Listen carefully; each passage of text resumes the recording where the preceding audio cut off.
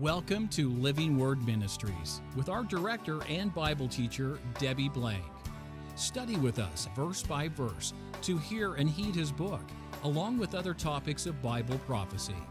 Our study of Hosea, God Almighty, we are so grateful that you are long-suffering, meaning you have literally a long nose is what it means, so that instead of jumping to judgment against those of us who turn from you, you step back and you're patient and you're kind and you're loving and you allow us opportunities to turn back to you. But when we say no, when we shut the door on you, you must bring consequences to us in order to try and draw us back to you, if you can. I mean, you can do anything, but if we'll come back to you, or you must bring judgment on us if we don't. So as we study today, Father, and as you ask, what shall I do with the people? Let us pay attention to what you say so that we can understand there's a system in your justice that we'll be accountable for. We pray these things in Jesus' name. Amen. So when we start out in Hosea 6, where we left off last week, God is very, in this place, I say God because Jesus isn't acknowledged as Jesus as such until the New Testament, though he's prophesied throughout the whole Old Testament. But God says in Hosea 6:1, "Come, let us return to the Lord." After indicting them of all their sins in the previous chapters, here he's saying, he's encouraging them, let us return to the Lord. For he has torn us, but he will heal us. He has wounded us, but he will bandage us. He will revive us after 2 days.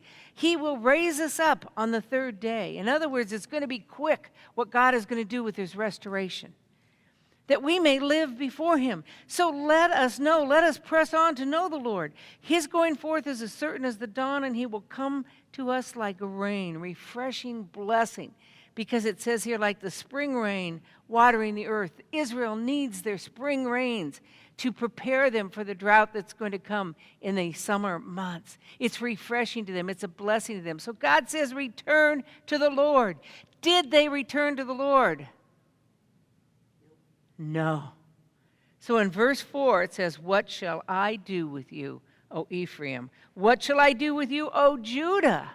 So the whole of Israel, the north and the south.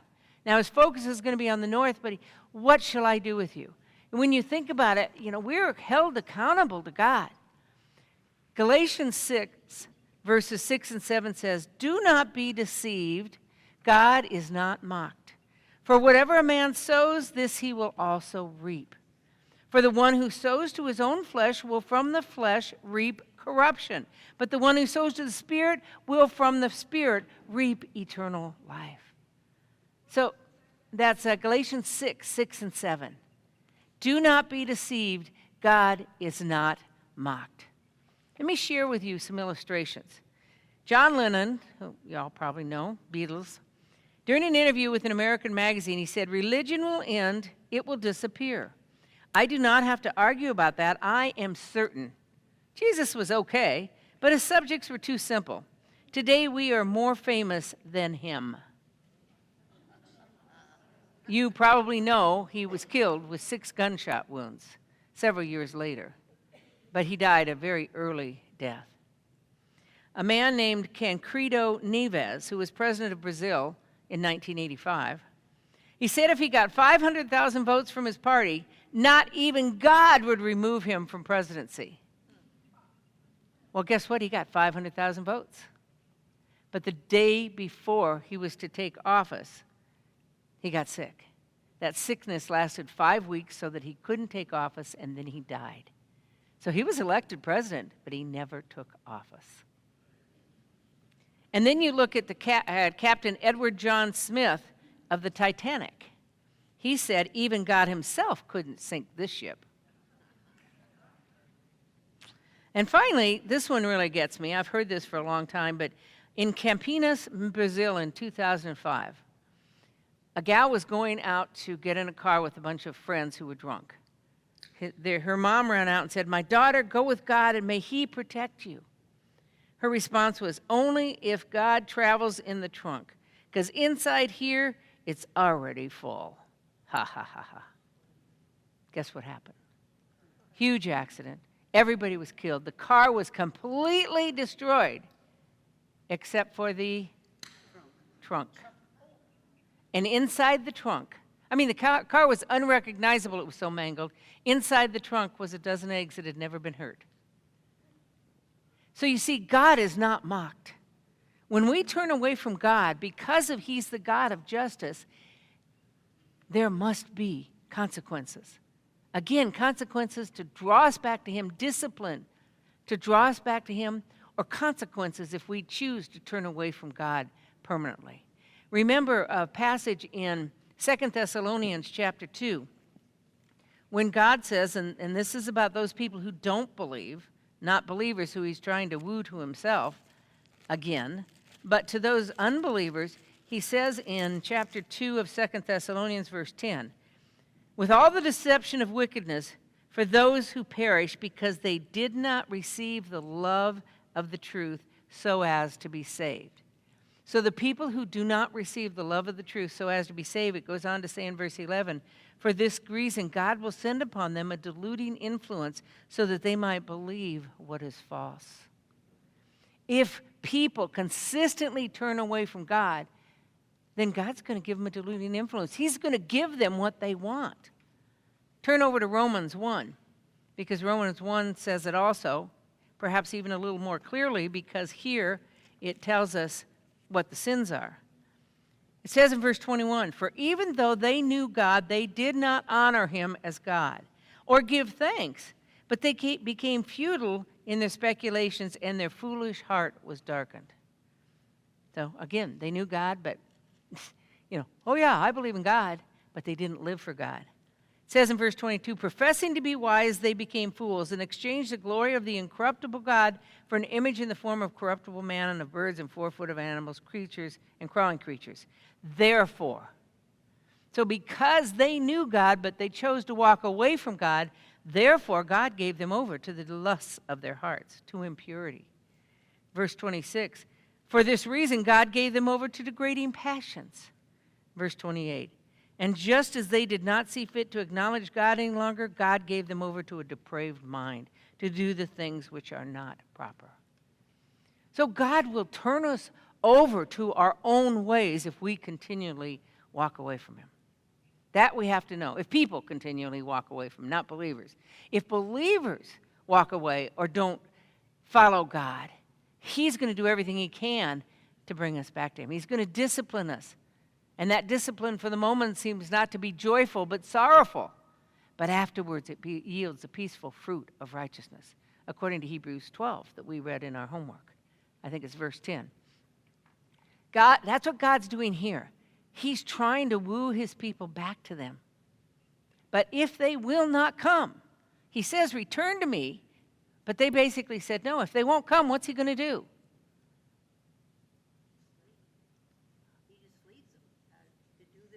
He leaves them to do their own thing. And what, somebody else had their hand up?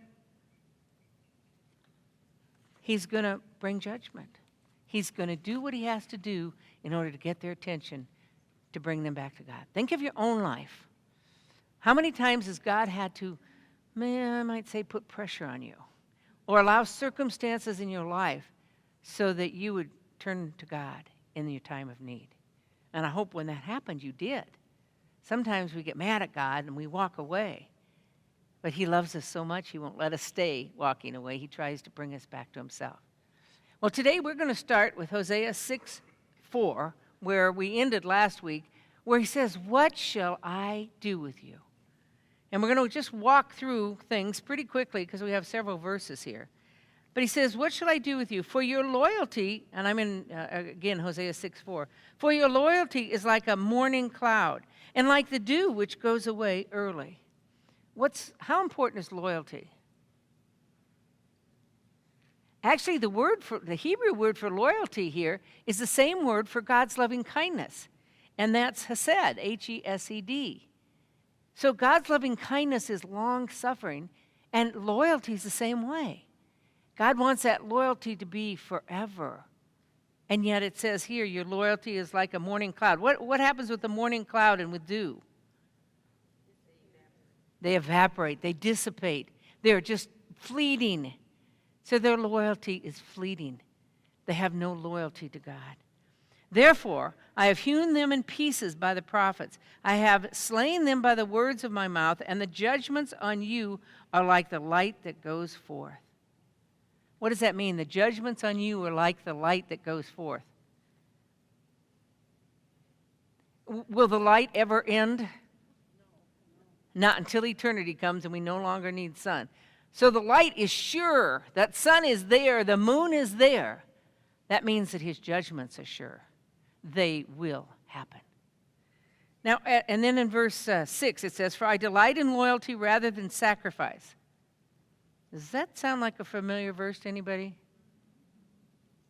He says in 1 Samuel 15:22, I desire obedience rather than sacrifice.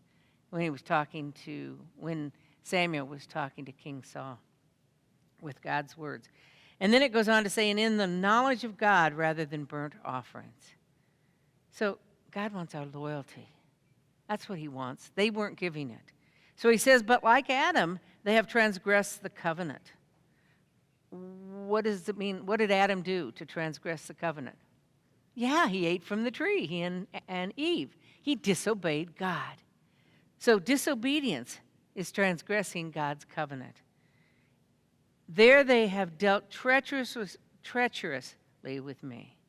In these just 4 verses, we're seeing a particular type of English literature, a little specific thing used here. What do we see? What? Similes. He says like. He's using examples. He's using comparisons. In case they don't see the reality of what's in front of them, he's using word pictures to explain what they're doing.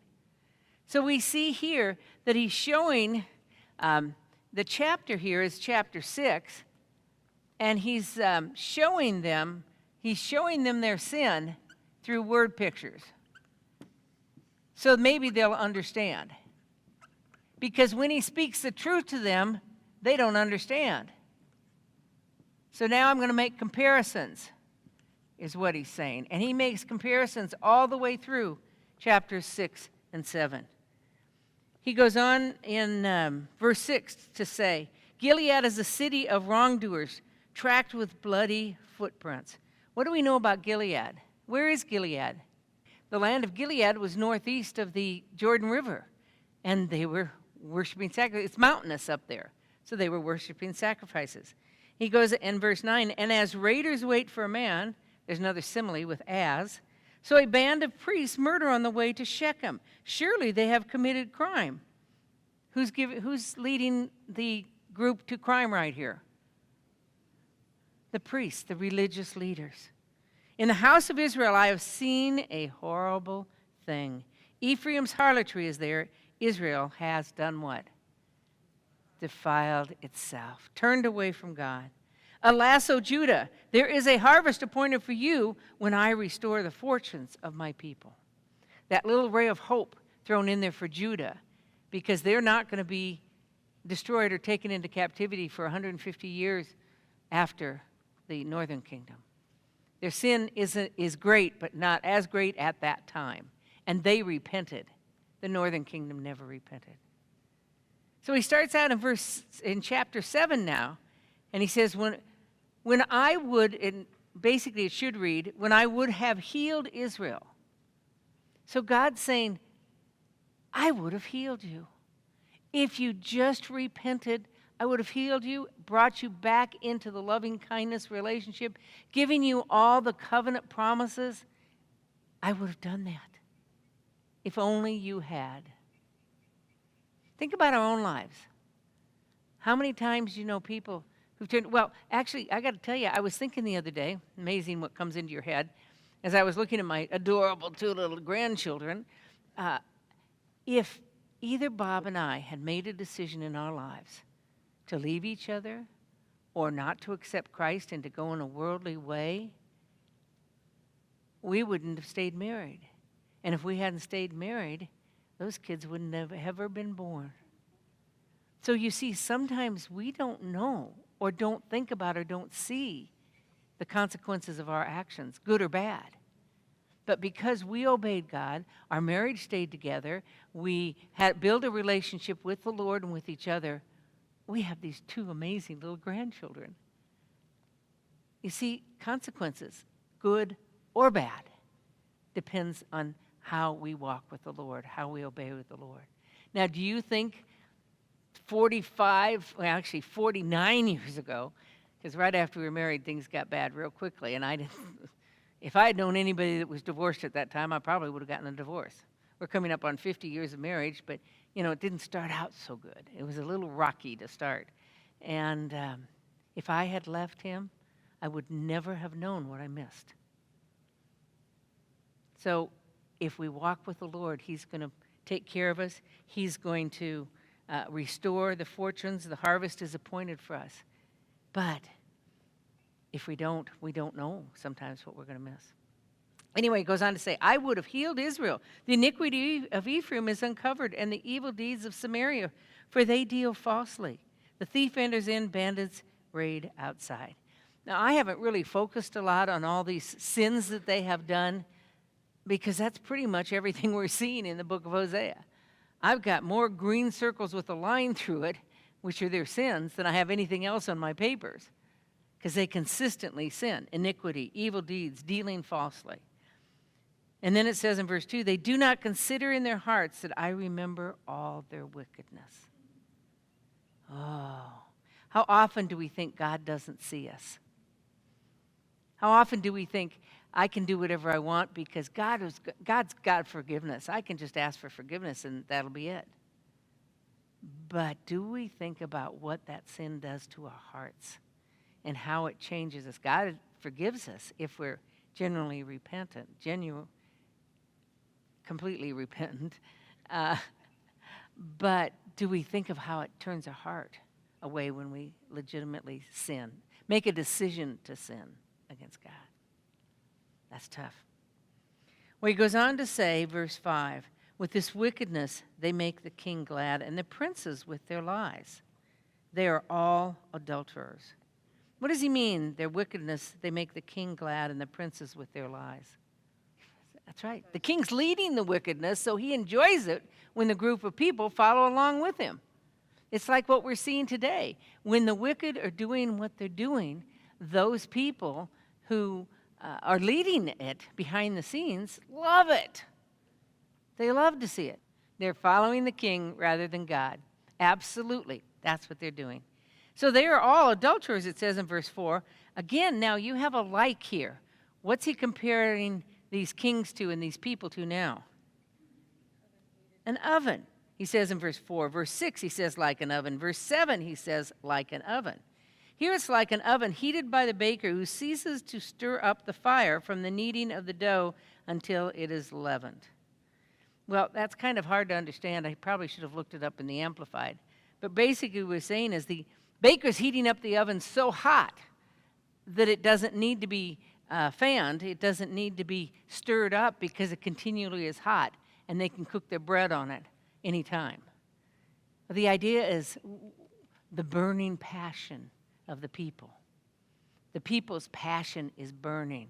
They're like an oven, and it never goes out. That's why he says in verse 6, for their hearts are like an oven.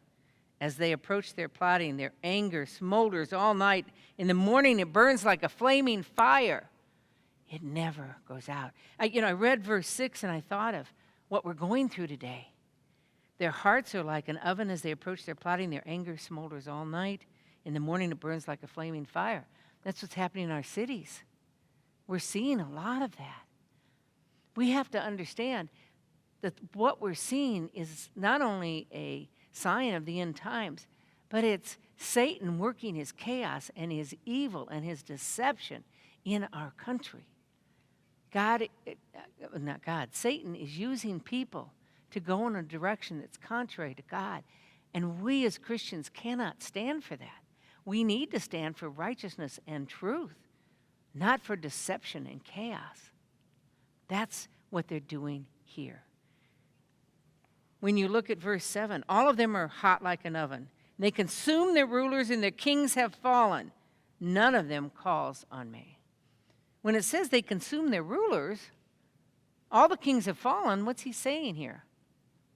Any idea? That's right. If you look at your king's chart, you will see that all of the last kings in the northern kingdom, except, of course, the very last one, Hosea, all of them were killed by their successor. So you have number 15 through number 19, Zechariah through Pekah. They have an X in front of their names, which means they were killed. They were destroyed by their successor. You look at what's happening in our country politically. Now, they're not killing President Trump physically, but they're doing everything they can to destroy him. In Matthew chapter 5, Jesus says that you shall not commit murder, but I say to you that any man who looks on a brother and calls him Raka is committing murder. So when we destroy a person's reputation, we're committing murder. That does not mean that we cannot talk about what they're doing as to whether what they're doing is right or wrong. But when we say things about other people, we're slandering and we're gossiping. That's not what God calls us to do. So we're really seeing this. We're killing our successor. And our predecessor. And my guess is if whoever the next president is, if it's not President Trump, if it's Joe Biden or whomever, the same thing will probably happen to him. Not quite as much because there's a different mentality there. But that's the direction of our country right now. Sad, isn't it? Right, we're seeing a lot of that where there's instigators in the background that are pushing things that are happening in the foreground. And most of it's deception. Who's the God of deception? Is it the God of the Bible? No, John 8:44 says Satan is a liar and the father of lies. Anything that's not true is of Satan. John 17:17 says, thy word is truth when it deals with God. Jesus says, I am the way and the truth and the life. No man comes to the Father but by me. In John 14:6, truth comes from God. Deception, lies come from Satan. So we've got to recognize that. We want to make sure. And we're talking about our country now, but how about us? It says, all of them consume their rulers, and I'm again in Hosea 7:7, and their kings have fallen. What do we do to consume our leaders? What are we saying about our political leaders? What are we saying about our pastors or our music directors or people we don't agree with? Are we doing the same things? Are we hurting them? Are we murdering them with our tongues, with our actions, with our disrespect, with our disloyalty? So it's really easy to point the finger out there to our country. But how about looking internally to us? Verse 8, Ephraim mixes himself with the nations. Ephraim has become a cake not turned. What does that mean? We're still in the idea of an oven here. Cake not turned, what happens to it? It's destroyed. It burns. Back then, we don't have to turn ours now because we have ovens that cook evenly. But back then, you heat it on rocks and things, and so then you have to turn them where it gets burned. Ephraim has become a cake not burned. It's going to be destroyed. Strangers devour his strength. So think about that. We read some of the Old Testament passages where at least King Menachem went to Assyria and gave them money to protect Israel. So what happens when that happens? The Assyrians or whomever they're giving money to, paying tribute to, are going to take away the strength of Israel.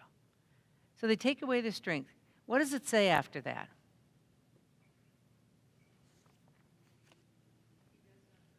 He does not know it. So in chapter 7, God says, what shall I do with you? All these things that are happening to Israel, they don't even know it. They don't even recognize what's happening.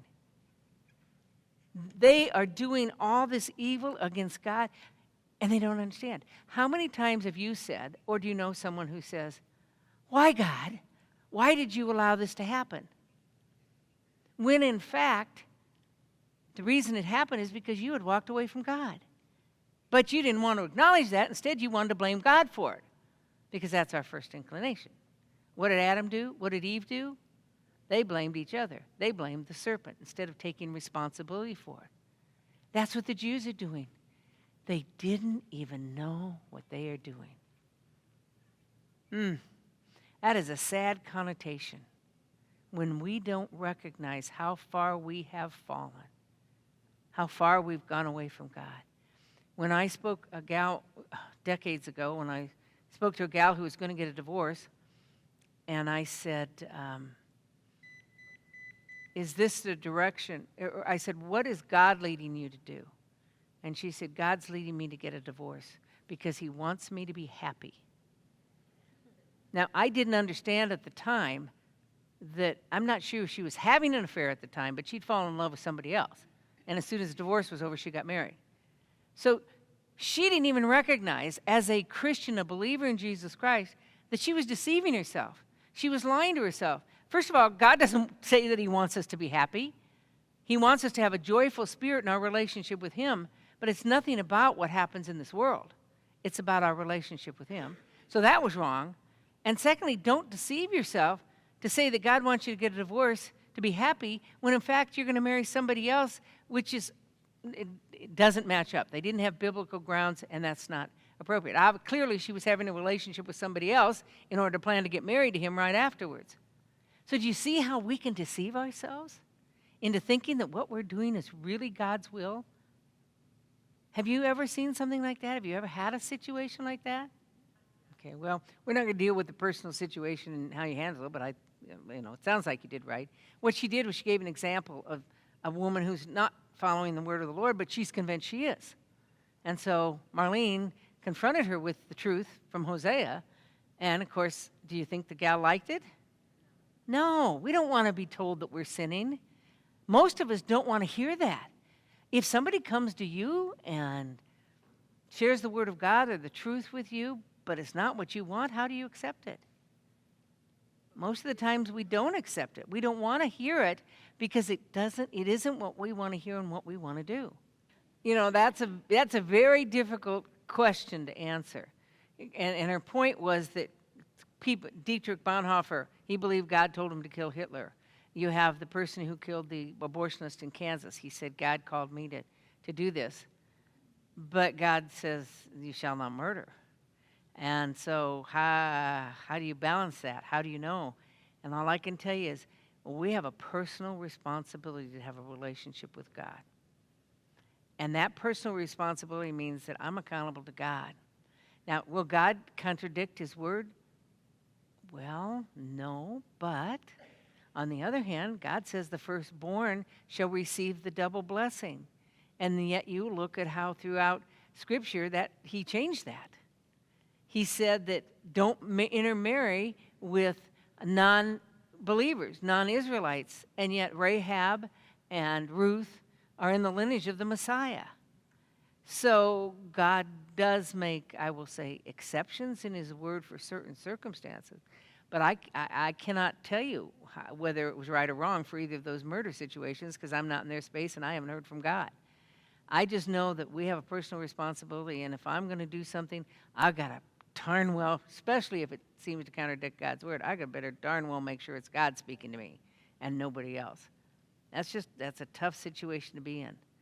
We have to know what God's saying. We cannot not know who God is and not know what the truth is. Very difficult. So they just didn't know. They didn't know they were doing wrong. Gray hairs also are sprinkled on him. In other words, there's weakness. There's age and weakness. And it says, but yet he does not know it. We have a responsibility before God to watch and see what's going on. But the further away we get from God and his word and truth, then we don't see the truth. The truth becomes subjective to whatever our culture says it is. And then we can justify anything we want to do. Yeah. She says we're very much like the church of Laodicea. God says, I wish that you were hot or cold, but you're lukewarm, so I vomit you out of my mouth. Our churches, as a matter of fact, somebody did a survey, I think it was Barna, asking the mega churches in America, what are the 5 most important things to prove your success? Now, I'm not going to remember what they all are, But it was number of programs, budget, number of pastors, size, I think it was size of building, and I don't remember what the fifth one was. But whatever it was, what? No, I'm not sure if it was money or not. Pardon me? Your attendance? Could have been attendance. But whatever it was, not one of them had to do with salvations or baptism or transformations in people's lives. Not one of them. So I wonder if COVID isn't one of the things that God is using to wake us up as a church to see what's really important, not what we think is important. So we don't even know it as a culture. We've been dumbing down so much, and we've allowed ourselves to get here that we don't even know what the truth is. What shall I do with you? Well, what's God going to do with us when we don't even understand what's right and wrong? We don't understand. Is that because God turned away from them? Is that because God didn't give them the truth? No, he gave them covenants. He gave them thousands of, it tells us in one of these scriptures, he gave them thousands of pieces of advice in his word. They just chose not to listen to it. Then he says in verse 10, though the pride of Israel testifies against him, yet they have not returned to the Lord their God, nor have they sought him for all of this. What was their problem in verse 10? The pride of Israel. We saw the same thing in chapter 5, verse 5, where it told us the pride of Israel. That's the bottom line to all of this. We're going to see some more specifics about that as we get by. It says, yet they have not returned to the Lord their God. So, they don't know it. They don't know what they're doing. They don't see it's wrong because they have not returned to the Lord their God. We're going to judge what we do based on looking at other people. Well, I'm a good person because I go to church every Sunday morning. So, big deal. That doesn't make you a good person. But some people will think that, well, my brother doesn't go to church ever, so therefore I'm better than my brother. Sorry, that doesn't match up with the Word of God. We've got to know him, not just following the culture. In verse 12 it says, when they go, what's God going to do? Spread my net over them. Now, when I saw that, I thought of Jehovah Nissi, God's banner over his people. But is he spreading his banner over to protect his people in this statement? No, he's not. He said, I'll bring them down like the birds of the sky. You look at the birds, they're strong, but on one hand, God's in complete control. He can destroy them in a second. He said, I will chastise them in accordance with the proclamation to their assembly. So, birds are cheap. According to Matthew 6, they're almost a dime a dozen kind of a thing. And Israel's going to be just like that. God's going to bring them down because they don't even know God. So he says in verse 13, what? Whoa. When God says, whoa, you really need to look out. In the book of Revelation, he says, whoa, 3 times. In the 5th, 6th, and 7th trumpets, he says, whoa. That means you better watch out. And when you hear it 3 times, you really better watch out. Woe to them, for they have strayed from me. So what's their consequence? Destruction is theirs, for they have rebelled against me. And then he says this wonderful thing in verse 13. He would have done what?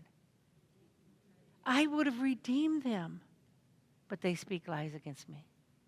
I just want them to come back to me, but they speak lies about me. They say untruths. God's heart, when he says, what shall I do with you? He wants to redeem them. His heart is to redeem them. His heart is to redeem them. Even though they don't know what they've done. Even though they don't know the sin. God's still there in his mercy to redeem them. And then it goes on to say in verse 14, and they do not cry to me from their hearts when they wail on their beds. For the sake of grain and new wine, they assemble themselves. They turn away from me. All these things they're doing wrong. And yet God said, I would redeem you. What does that say to us when we're walking in this world? What kind of hope does that give us?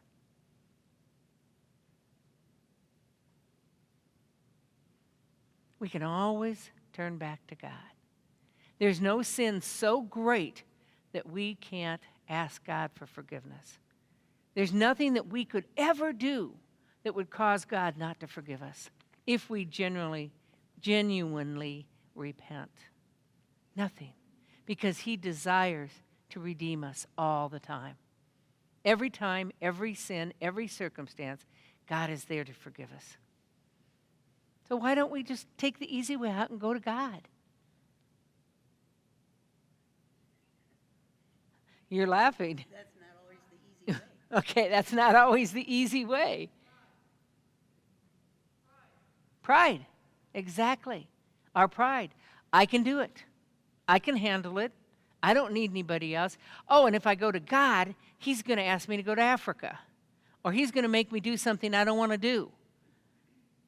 Africa's always my go-to, because I think when everybody becomes a believer, they're always afraid God's going to send them to Africa if they don't want to go. But if I turn to God, then I'm going to have to follow him, and I don't want to. I want to follow myself. Good point. She says if we go to God, we have to confront our shame. We have to recognize that what we're doing is wrong, and we don't want to. We just want to live our lives. We want to, especially in America. I mean, we've got, everything's great here. Now, you look at Iran. Right now, there's several radio and television shows that go into Iran preaching the gospel of Jesus Christ. Was it last week or last month? 3,000 people came to know Jesus Christ through this one television program in Iran. That's 10 times more than normal, because their life is so bad in Iran, and they see that Islam is not the answer. So people are coming to Christ in droves in the Islamic countries because they're willing to recognize their sin, recognize the shame of their past or what they've believed, and surrender to Jesus Christ. People in China are doing the same thing, much because of their persecution.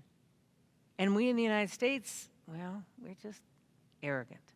And when we get to chapter 10, it's just like reading all about us. We're just arrogant.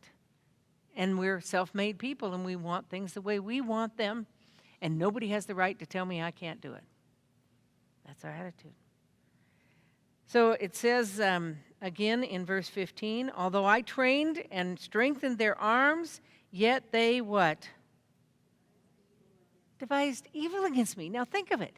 It's one thing to turn away from God, but when you devise evil, you're actually thinking of things you can do against God, evil against God. What kind of evil do we do against God? Yeah. TV shows. Yeah, we have idols, our tablets, our iPhones, our TV shows. Absolutely. You know, one thing that COVID has done, I hope, is it's kind of stripped us away from a lot of our idols, because the only, iPhones and iPads and television shows we could do, but there wasn't a lot of other stuff we could do that we could make our idols. And so it kind of took it away from us. But yeah, we've got the same idols. Just they're different things, but we still have idols.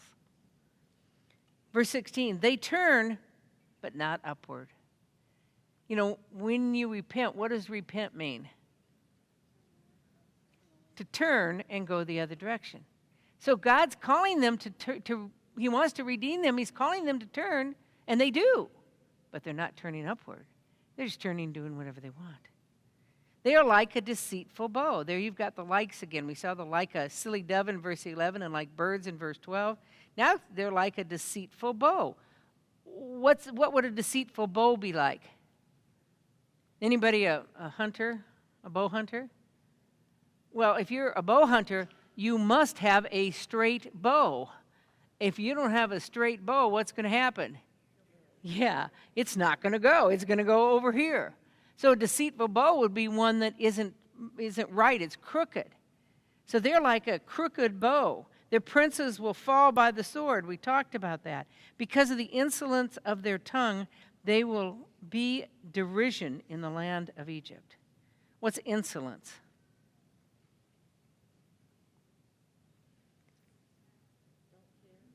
What? Don't care. Lack of respect. Rude. Impolite. So they're saying and doing wrong things. Their actions are wrong. Their words are wrong against God and others. And it says there'll be a derision. They'll be ridiculed. They'll be mocked in the land of Egypt. Now, we know that after Judah was destroyed, several of the Israelites, or the Judaists, well, I don't know, what do you call them, Judites? Anyway, several of them went down to Egypt. We know that that was kind of a go-to place for people when they were running away from being destroyed. So he says, when they go there, they're going to be ridiculed, they're going to be mocked. Is that a surprise? Do we now understand why the Jews are mocked throughout the world, why they're ridiculed, why there's so much anti-Semitism? It's a consequence to their sin. You see, they've never turned back to God, to the true God. And God told them in Deuteronomy 28 what the consequences were going to be if they turned away from God. He says, the one part that really gets me, he says, if you do these things in Deuteronomy 28, these good things, these blessings, the right things, if you obey me, then I'm going to give you all these blessings. But if you don't, if you do evil, then all these curses are going to come upon you. And excuse me, it's Deuteronomy 29. And he says, I will, let me find it here. Well, I can't find the right, oh, wait a minute, it is Deuteronomy 28. Because in verse 7, he said, to 37, he says, and you shall become a horror, a proverb, and a taunt among all the peoples where the Lord will drive you. And that's what Israel became in Assyria, and then later in Babylon, and now here, 2,500 years later. They are oftentimes a proverb or taunt among the peoples, among all the nations. That's why there's so much anti-Semitism. Israel disobeyed God, and people have this natural animosity against Israel. A lot of people are blaming Israel for the COVID, because oftentimes Jews are very smart. God had given them a real intelligent brain, and so they get blamed for everything. But it's because eventually a consequence to the sin that we see way back in Hosea. Their pride, they're turning away from God. Well, then we turn to chapter 8. And again, much the same thing. We're going to see the same situations. But in verse 2, it's really interesting because it says, put a trumpet to your lips. What does a trumpet mean? When you're blowing a trumpet, what does that mean? Warning. War. It actually means several things in Scripture. It could be a calling out of the troops to leave, of the people to leave camp. It could be for feast days. But in this case, it's a warning.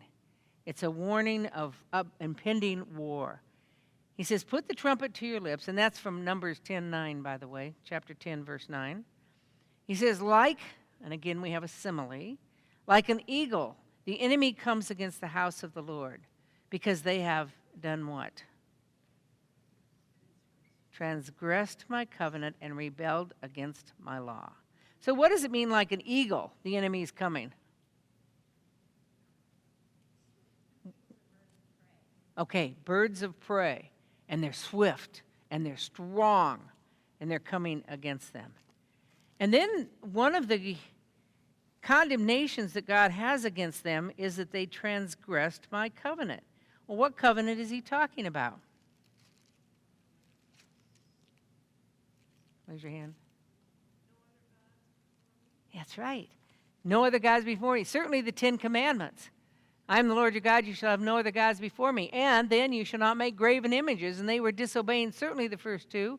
We talked last week how they were disobeying many of the commandments. But I look at this and I think transgress the covenants, and that took me back to Exodus 24, verses 7 and 8. When Moses had come down from the mountain with these commandments, he says he took the book of the covenant and read it in the hearing of the people, and they said, all that the Lord has spoken, we will do. We will be obedient. So Moses took the blood and sprinkled it on the people and said, behold, the blood of the covenant which the Lord has made with you in accordance with all these words. God made a covenant with Israel, and they ratified that covenant. They said, yes, Lord, we will obey. How about you? If you have committed your life to follow Jesus Christ, you made a covenant with God. He called you, and you accepted it, and you made a covenant with him. Are you willing to do all that God calls you to do? Are you specifically willing to say, all that the Lord has spoken we will do, and we will be obedient? Are you being obedient in everything in your life according to the truth of God? Now, understand we're all at different places. We all have different convictions. My example is 40 years ago, I smoked. And I smoked for 6 years as a believer because God never convicted me that smoking was wrong. But the moment he convicted me, it was wrong for me. So if you're in this room and you smoke, or you do something that some of us might not agree with, if you don't have a conviction of God yet to stop it, then it's not for me to tell you you have to stop. Now, smoking isn't in the Bible. The Bible doesn't say you can't smoke. It's just not good for your health. For me, it was something that my husband had told me to do. So then it became a sin by not obeying him. But what has God told you to do? Is there anything in your life that God has told you to do for you to obey his covenant? And you have been just like the Jews. You didn't know it, or you didn't want to do it. So you just haven't done it. But God, you don't know how hard it's going to be if I do it. I had a situation recently where somebody contacted me through Facebook and made horrible statements and accusations against me from 2 decades ago. And so I prayed about it to see how God would have me respond, because as far as it is for me, I want to be at peace with all men. And I want to have a clear conscience before God and before men. So I've got to know, did I do something wrong? Do I need to go back? Do I need to apologize? Do I need to make restitution or restoration or whatever it is? Because that's my responsibility. I could have just blown it off. I could have written back a nasty gram like was written to me, because there was no substance in what she said. But I said, no, God, I've got to see what you have to teach me in this and what you want to show me. So I responded, and I believe I responded the way the Lord wanted me to. And she responded, and I responded, and then she said, don't write me anymore because clearly you haven't repented. And so then I responded to one comment that she had made, which was completely false, and she didn't like the fact that I responded after she told me not to respond. It wasn't a good situation. I was not able to mend that situation. But I prayed about it. I sought God. And I said, God, I want to do what you want me to do here. And if I'm in sin, I want to know. I want to rectify this. And God reminded me that not everybody liked Jesus. And not everybody's going to like or agree with me in who I am or what I do. I'm accountable to God. I am praying about it because I'd do anything to be reconciled with anybody who has a problem with me. But it's not up to me. It's up to me to walk with the Lord. It's not up to me to change somebody else's mind. The point I make here is that, are you willing to listen when somebody comes to you? Are you willing to go to God and say, God, do I have an issue here that I need to change? Is there something in my life that I'm not doing right, or in my past that I did wrong, that I need to rectify? Because as Paul said, he needed to have a clear conscience before God and men. And if we're going to walk with God, we need to have a clear conscience. Are you obeying God in everything he's told you to do? Now, if there's nothing out there that he's told you to do, then don't worry about it. But are you willing to seek him in case you're just not willing to listen, or in case you really don't know it? Are you willing to listen to God? That's how we grow. Right. The world would fill us full of all kinds of worldly things that they want us to listen to in order to try and persuade us toward their viewpoint. We have to be careful, because the example would be that when the FBI agents were examining what bills were true and what bills were false, they did not examine false dollars. They examined the real to understand it, see it, smell it, look at it, know the texture, everything, so that when they saw a false, they'd immediately know what was wrong. We have to be careful because we're filling our minds full of indoctrination and false information that's being perpetrated on us. Let me give you an example. A gal told me the other day that during COVID she had read this awesome book about several people in the Bible, one of whom was Rahab, because Rahab had come up for under discussion. And I said, oh, that's awesome. She said, yeah, it was great because eventually, after she'd had this relationship with this man, then she realized she was wrong and she came to know Jesus Christ as her Lord and Savior. And this is what her boyfriend did, and he became her husband. And she's going through all this stuff. I'm going, wait a minute. I said, that's not in the Bible. She said, it's not? And I said, no, there are probably, a dozen verses in the Bible that mention Rahab, and none of that's in there. And she didn't know it. She thought it was all true. So we have to be really careful because what we're reading, we have to see what the Word of God says so we know what we're reading is true and false. But it's like somebody told me the other night they went to see the movie Noah years ago. I think it was with, what's his name? Who is the star? Crowe. Russell Crowe. Well, I like Russell Crowe. I think he's a great actor. And I would have liked to have seen the movie, but not when I heard what it was about. Well, they came out of this movie, and they said, wow, anybody who didn't know the Bible would think this was true. And it's not. That's why they do it. So, folks, we have to be really careful. Most important thing we can know is the truth so we can discern the false. And then go to the Lord because, the Lord's our teacher. He's the one that's going to show us what's right and wrong. He's going to be the one to show us what he wants us to do. It's just a matter of are we willing to do it? And a lot of times we're not. I've had to go back and suck egg a lot of times in situations in the past when God showed me somewhere that not even necessarily I had done anything wrong.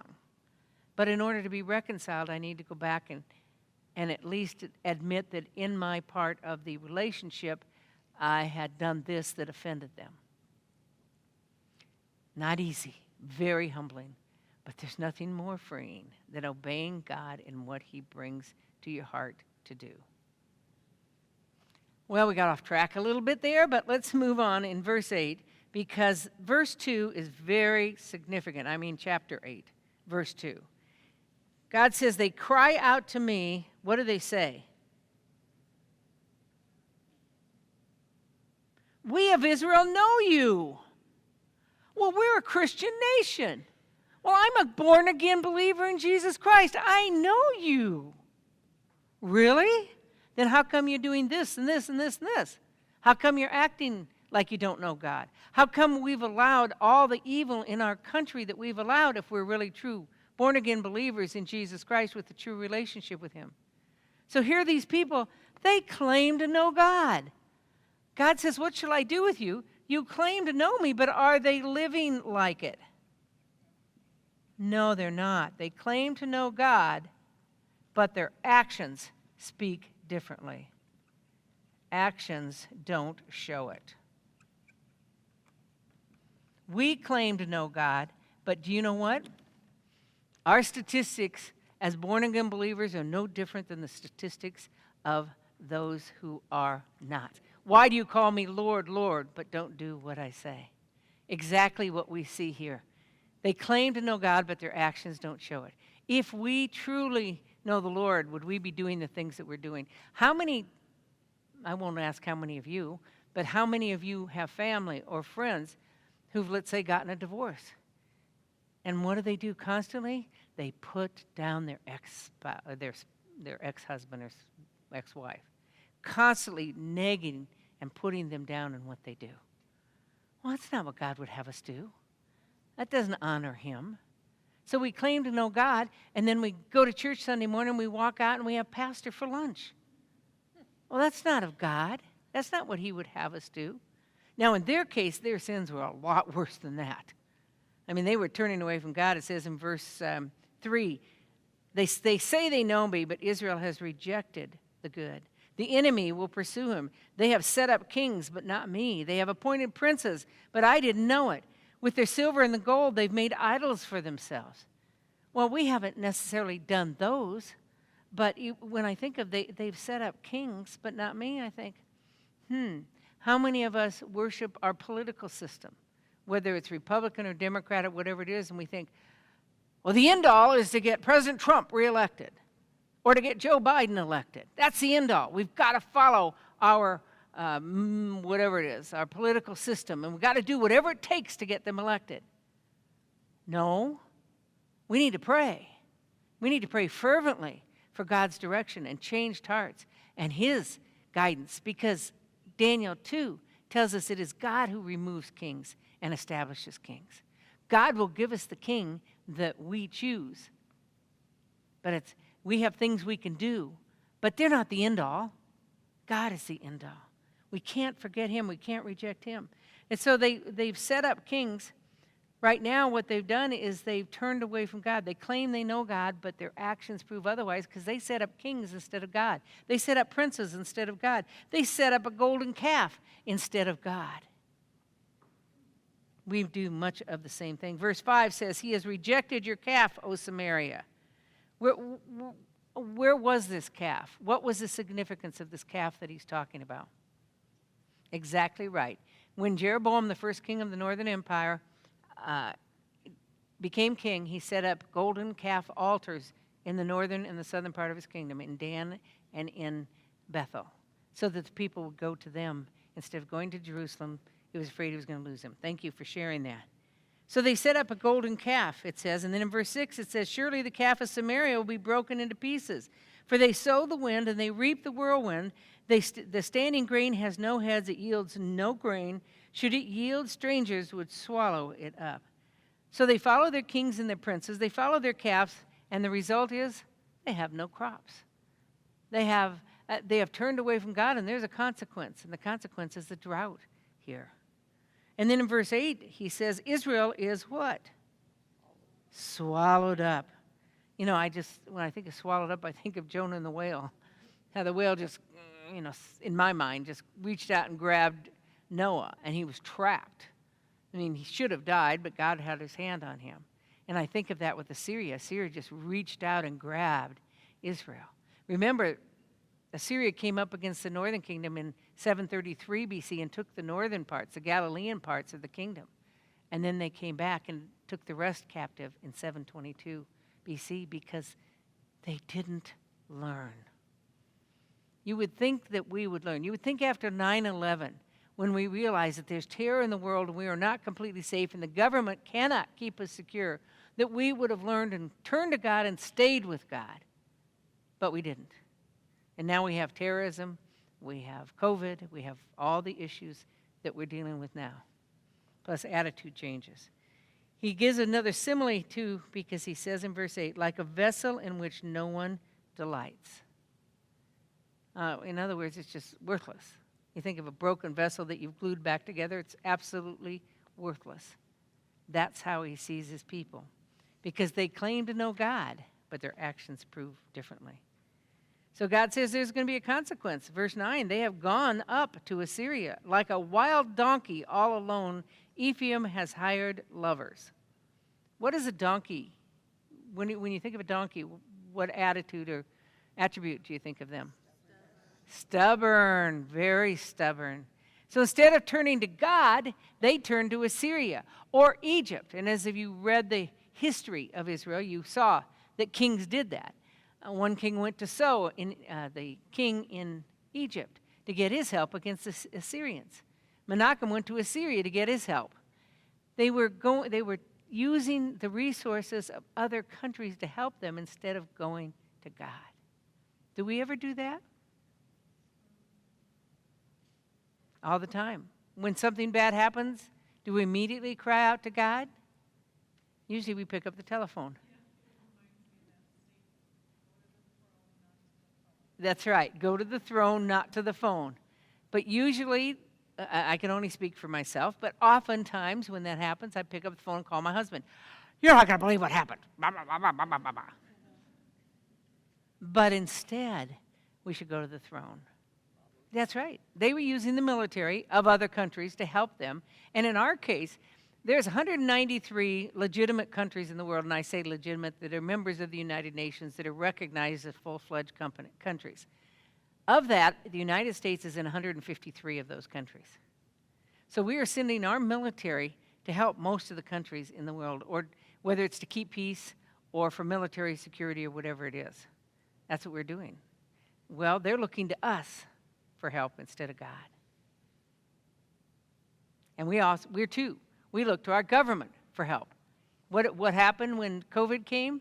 Government sends $1,200 out to most people in the United States, at least most people that made under, think, $250,000. And we go, wow, free money. Now, it's not free because we're paying for it one way or another. Pardon me? Maybe God's trying to get our attention. Yep. Verse 10, even though they hire allies among the nations, now I will gather them up, and they will begin to diminish because the burden of the king of princes. Since Ephraim has multiplied altars for sin, they have become altars of sinning for him. Though I write for him 10,000 precepts of my law, that's what I was talking about earlier, they are regarded as a strange thing. It's the Bible. I told you last week that a Barna survey came out and said only 7% of adult Americans have a biblical worldview.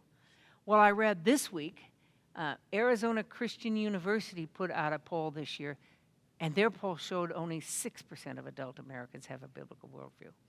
And, by the way, those statistics with Barna say that only 5% of parents of 5 to 13 years old have a biblical worldview. So if that's the case, only 5% of parents that have kids at home, how can they train their kids up in what truth is if they don't have the truth themselves? It's a difficult time in which we live. We've forgotten the precepts and the law. They're regarded as a strange thing. Verse 13, as for my sacrificial gifts, they sacrifice the flesh and eat it. But the Lord has done what? Taken no delight in them. Why? Because they're not real sacrifices. They're not what he wants as a sacrifice. that's right. They're not real sacrifices. They're not what he wants. They claim to know God. They claim to be doing it for God, but their actions prove differently. So now he will remember their iniquity in Hosea 8:13 and punish them for their sins. They will return to Egypt. And even if they don't physically go to Egypt, what's he saying here when he says they will return to Egypt? Slavery. They will again become slaves. For Israel has forgotten his maker and built palaces, and Judah has multiplied fortresses. But I will send a fire on the cities that it may consume its palatial dwellings. So we claim to know God, but our actions don't prove it. And it says here, God is going to destroy them. So God will destroy. Does God want to destroy? No, he does not. God wants to build up. God wants to have mercy. God wants to redeem us. But when we keep turning away from him, he will destroy. Chapter 9. I'm not going to read through the whole chapter because I'm just going to give you an overview. But it begins by saying, do not rejoice, O Israel, with exaltation like the nations. Do you remember why Israel wanted to have a king? So they could be like all the other nations. Israel then wanted to be like the nations. Israel today wants to be like the nations. They have not turned back to their God. It says, for you have played the harlot, forsaking your God. You have loved harlots, earnings on every threshing floor. And it talks about in verse 2, the threshing floor and the wine presses will not feed them, and the new wine will fail them. So what we see as we go forward is because of their sin, in chapter 9, there's no fruitfulness. There's no fruitfulness on the land. And we're going to find out other things that they are not. There's no fruitfulness on the land. And then we see in verse 7, the days of punishment have come. The days of retribution have come. Let Israel know this, because it says, who's the fool? The prophet, the spiritual leader, the one who's supposed to speak the truth of God is a fool. The inspired man is demented because of the grossness of your iniquity and because your hostility is so great. So they have no fruitfulness on the land. They have no fruitfulness in leadership. They have nothing going for them right now. So there's a huge consequence to that. You're going to find out there's no fruitfulness as you turn to verse 10 in the home. I found Israel like grapes in the wilderness. This is God talking about the past. Grapes in the wilderness are a refreshment. They're rare. It's something awesome to happen. That's how he saw Israel. I saw your fathers as the earliest fruit on the fig tree in its first season. Fig tree represents Israel. He saw them as being wonderful and refreshing and necessary. But they came to Baal Peor and devoted themselves to shame. Baal Peor is the first place in Numbers 25:3 where Israel turned to Baal. And they became as detestable as that which they loved. As for Ephraim, their glory will fly away like a bird, fleeting. They're going to have what in verse 11? No birth, no pregnancy, no conception. Verse 12, though they bring up their children, yet I will bereave them until not a man is left. Verse 13, the end of it, it says, but Ephraim will bring out his children for slaughter. Verse 14, I will give them a miscarrying womb and dry breasts. Verse 16, they will bear no fruit. Verse 17, verse 16, even though they bear children, I will slay the precious ones of their womb. So they have no fruitfulness on the land, in leadership, or with their children.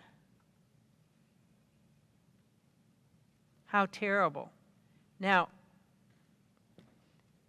I would say what we're going through in COVID, we have no fruitfulness in our land. It's not necessarily the land that produces the fruit, but just everything that's going on financially, with our businesses, spiritually, emotionally. One thing I haven't heard during COVID is the number of the statistics on suicide and on depression and how that has changed. Nobody is talking about that, except for some people whose children have killed themselves. But you're not hearing that. And yet I understand just in the wind that it's a huge problem. So we right now we don't have businesses. We don't have production. Our banks don't have enough coins because the mint can't print them. We're having a problem, no fruitfulness in the land. I'm saying we're having a real problem in leadership.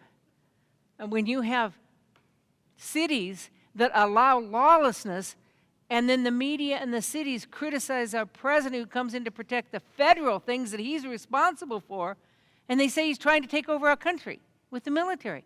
It makes no sense.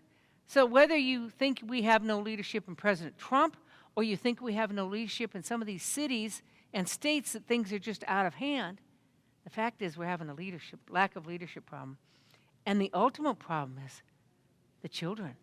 Now, I can live with no fruitfulness in the land. If you have to, you have to. I can live with no leadership. But don't you touch my kids or my grandkids. That's when it gets personal. So you see, they weren't listening to God. They had no fruitfulness in the land. Didn't matter. They had no fruitfulness in leadership. No big deal. Now God's going to hit home. He's going to press their tender buttons and deal with their families and their kids. Well, how can a loving God do that? How can he do the things that we see here, where he says that the precious ones, he was going to slay the precious ones in the womb. He's going to bring out the children for slaughter. How can God do that? Jehovah Kana, he's a jealous God. He can do anything he wants. When we consistently turn away from him, we have consequences. And we're told in the 10 Commandments in Exodus 20 that when we turn away from God, the sins will be brought down to our children to the third and fourth generation. Our consequences, God's going to take away what's most important to us. First, it's our money or our land or our produce or our fruitfulness there. And then it's leadership to guide us because we're sheep and we follow. And when that doesn't work, he's got to touch what's really important to us, and that's our families. And then maybe we'll listen. Did they? No. By the time Judah was destroyed 150 years later, do you know how they survived during the persecution when they were surrounded by the enemy for 3 years?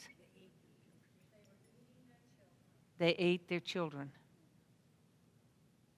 Because children even became something that weren't important to them. They were sacrificing their children to Moloch, the god Moloch, and so it was just another step to go another way and eat your children. When Whenever Satan wants to get into our country, he goes to the children. And boy, is that the truth. We can see what's happening in our school systems. When I said earlier that only 5% of adult Americans have a biblical worldview of children with ages 5 to 13, those are the formidable years. If your child, what you pour into your child, you only have those years to pour it into them. Because after that, they're independent. They're on their own.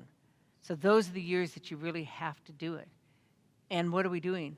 We're giving our kids to the public schools that are teaching them things that are not biblical. They're not teaching them biblical principles. They're teaching them the antithesis of what we believe. Now, we don't really have a choice. We pay for the public schools and we send our kids to public schools. But unless we are training them up at home with the true values, they're hearing the wrong things in the schools. And then they go off to universities, and then they really get an earful.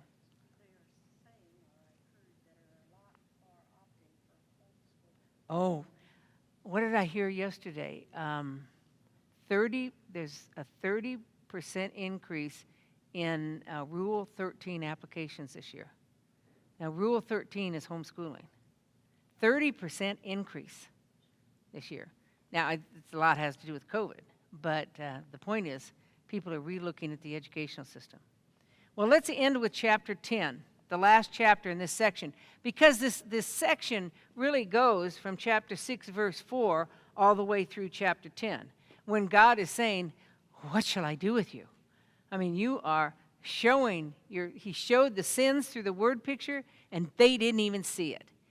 He wanted to redeem them. They claimed that they knew God, but their actions haven't shown it.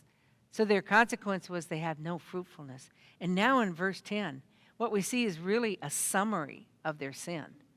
He goes through many of the things that he's already shared, but he, I think, makes them a little bit more succinct when he says in verse 1, Israel is a luxuriant vine. He produces fruit for himself. The more his fruit, the more altars he made. The richer his land, the better he made the sacred pillars. That's exactly right. What's the sin here? It's that prosperity. Prosperity turns us away from God because we begin to think that we did it. I've often said it'd be easier to live in China or Russia as a Christian than it is in the United States because it's so easy to get trapped in the social gospel. It's so easy to get trapped up in this, the things, the wanting more and convincing ourselves of more. So easy to get there. That's where they were. That's where we are. Verse 2, their heart is faithless. What's the one thing we have to have a relationship with God? Faith. And their life is faithless. So now they must bear their guilt. The Lord will break down their altars and destroy their sacred pillars. So we're seeing this summary of sin, and the consequence of this summary of sin is destruction. I know this isn't easy to see, but I'm sure that Abby will make a copy of this so you can send it out. I had determined today I was actually going to use my good handwriting on the board, and I've realized I can't do that because I'm talking too much and you get my bad handwriting. But anyway, you get the idea. God's summarizing their sin here, and he's saying, I'm going to destroy you. Verse 3, surely now they will say, we have no king, for we do not revere the Lord. As for the king, what can he do for us? Wow, think about that. We have no king. That's the way it's going to go when we keep turning away from God. We won't have an earthly person to protect us or guide us or teach us. And then it says, we don't even revere the Lord. So who are we going to follow? What are we going to do? In this case, they're going to go to Assyria because they're going to be taken captive. So these self-made people didn't even think they needed God. Sounds familiar, doesn't it? Yep, everybody was doing what seemed right in their own eyes. I want to share with you some statistics here just for a minute before we close, but I'm going to look for them as I'm continuing to read. They speak mere words, it says in verse 4. With worthless oaths, they make covenant. So think about that. They think they know God. They say they know God, but they're not following his truth. And now they're making worthless covenants. Who are they making the worthless covenants with? Assyria, Egypt, themselves, their leaders. Whatever looks good to them, that's what they're doing.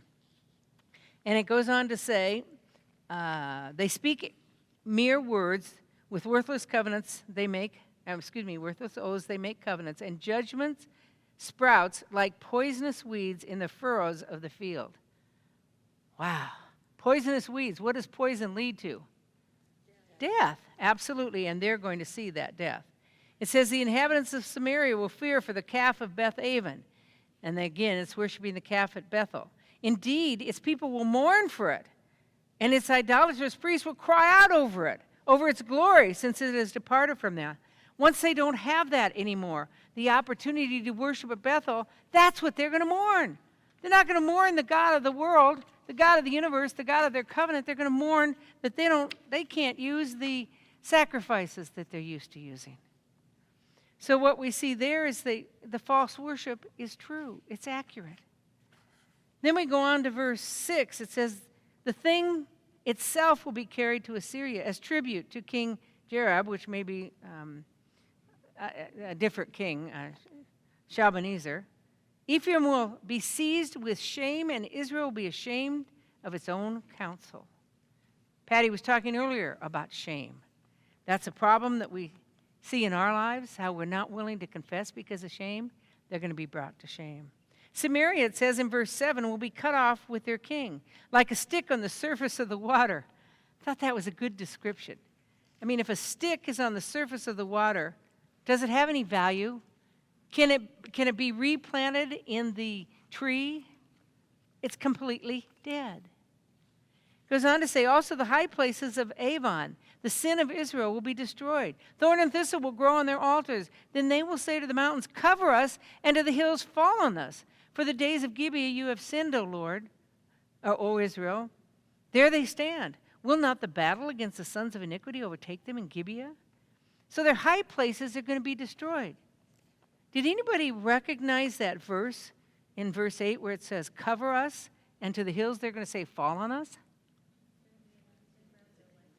Revelation 6:16, they say the same thing. So that took me on a bunny trail. And I started looking. In Revelation, there's 7 verses that I saw where the Lord is trying to get their attention by all these horrific things that are going to happen during the tribulation period. And they said at least 7 times they blasphemed God. And they got mad at God because of all the things that he was doing against them. That's just like Israel. God's saying, please, please, please, what am I going to do with you? Please, let me redeem you. And they keep turning away from God and turning away from God, and then they get mad at God because he brought destruction on them. And that's what people in the time of the tribulation are going to do. Most people are going to turn to God, but many aren't, and they're going to get mad at God. Well, then in verse 10, when it is my desire, I will chastise them. So they're going to be chastised with double guilt, it says in verse 10. Thought that was interesting because Ephraim means twice fruitful. And he keeps talking about Ephraim. So instead of being twice fruitful, they're going to get double guilt. Verse 11, Ephraim is a trained heifer that loves to thresh, but I'm going to come over. I will come over her fair neck with a yoke. I will harness Ephraim. Well, harness, that means God's going to have control over Ephraim. And then he says in verse 12, sow with a view to righteousness. Reap in accord with kindness. Break up your fallow ground, for it is time to seek the Lord until he comes to rain righteousness on you. So he again gives them a way out and tells them his heart is to turn back to God. But you know what? Verse 13, you've plowed wickedness, you reaped injustice. You've eaten the fruit of lies, you've trusted in your ways, in your numerous warriors. Therefore, verses 14 and 15, this is the bottom line. He gives a summary of the sins in chapter 10, and then he gives them the bottom line. Therefore, a tumult will arise among your people, and all your fortresses will be destroyed. As Shalman or Shalmaneser destroyed Beth Arbel on the day of battle, when mothers were dashed in pieces with their children, thus it will be done to you at Bethel because of your great wickedness. At dawn, the king of Israel will be completely cut off. What's going to happen to America when all these people who want to destroy it do? Good question. What's going to happen to America when all these people who want to destroy it do? It'll be just like every other country that's taken over, because whoever comes and tries to destroy us is going to ruin it to their advantage, and then somebody will take them over. We'll become like the kings of Israel. If we ever get destroyed, people will continue taking over one by one, as kings did, and they were killed by another kingdom. So here we have God. He's saying, what shall I do with you? I want you to turn to me. I want you to do what's right. But you don't even know you're sinning. You claim to know me, but your actions don't show it. Let me end with some statistics here, which I find interesting. The only thing I'm not sure about are the exact dates, because I didn't have them written down. But these are Barna statistics again. And I think they're from the 1960s versus 2017. I think those are the dates, but couldn't find it to be exact. When people were asked in 1960s, when they said what we think matters to God, 98% of people said, yes, what we think matters to God. In 2017, it was 36%. Religious faith is very important to how you live your life. 95% said yes in 1960, and 31% say it now. God is aware of and actively involved in our lives. Used to be 95%, now it's 45%. Success is determined by our obedience and commitment to God. Used to be 83%, now it's 12%. Kids are worse off from exposure to pop music. Used to be 85% agreed with that, now 31% agree with it. Let me just throw a couple more. Abortion is not morally acceptable. That used to be 85%, now it's 32%. Supporting gay marriage. Back then it was 6%. Now it's 59%. And consider traditional morals as appropriate basis for public laws. People, 78% said yes. Now it's 33%. Folks, those statistics show we are going the way of Israel. God is saying to us as individuals but as a country, what shall I do with you, America? What shall I do with you, Debbie, as a believer in Jesus Christ who may be walking away, or any of us who are walking away from God? What shall I do? I want you to turn to me, but you keep turning away from me. And the end consequence is going to be destruction. It was for Israel. It has to be, because God is a just God. So we need to ask ourselves, have my statistics changed that significantly? That I've walked away from God, just like Israel did, and I don't even realize it? I encourage you to go home today and say to God, God, show me my heart. In Psalm 139, verses 23 and 24, it says, search me, O Lord, and know my heart. Try me and know my anxious thoughts, and see if there be any hurtful way in me, and lead me in the everlasting way, in your everlasting way. Go to God. Pray those last two verses of Psalm 139 and ask God to open your heart and show you if there's anything wrong in your heart. If there's anything that you think you're self-righteous, but you're really not obeying God. If you think you know God, but your actions are showing that you don't. Ask Him, because He knows our blind spots. He knows our hearts. He knows what needs to change. Fortunately, He won't dump all of our sins on us at once. He will give them to us gradually. But if you want to be pure and holy and righteous in these last days, we have to turn back to God. Israel did not, and they had severe consequences, worse than we can ever imagine. If we don't turn back to God as individuals, we will have consequences. If we don't turn back as a country, we will be destroyed. That's what happened to Israel. It will happen to us. Father, in the name of Jesus, I pray that you will show us through the example of the Israelites what they didn't do, the sins that they committed, and then the ways they didn't turn back to you. And that we will see you and how you were trying to draw us back to you, so that we will walk with you and do what you call us to do. We will give up our shame and our arrogance. We will give up our sin, and we will open our hearts to following you. Oh God, teach us from this book. Teach us from this example, so we can be different, so we can be true women of God. I pray these things, God, in Jesus' name, amen. Thank you for joining Living Word Ministries. Living Word Ministries is a viewer-supported program. Please visit www.livingwordministry.org for more Bible studies and information. And please join us again for Living Word Ministries.